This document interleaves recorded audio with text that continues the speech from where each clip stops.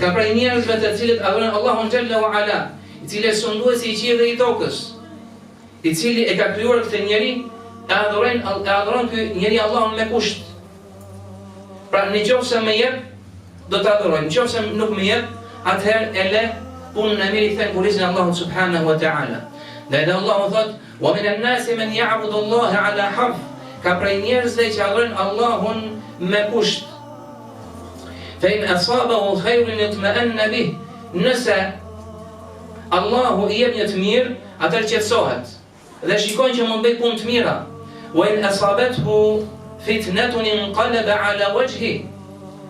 Nëse godet një fitnë pra një sprovë, vështirësi, smundje, humbje pasurie, humbje të afërmi, atëherë i kthen kurizin.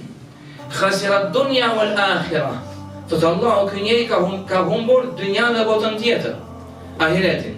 Dhalika huwa al-khusran al-mubin, me të vërtetë që kjo është humbja e qartë. Po kështu Allahu Ta'ala i lartësuar thot: "Wa man khaffat mawazinu fa ulaika alladhina khasiru anfusahum fi jahannam khalidun." Ata të cilët peshojat e veprave të tyre janë të lehta, të tillët kanë humbur vetët e tyre, edhe ata do të jenë në xhehenem të poshtruar, apo do të jenë në xhehenem të përjetshëm.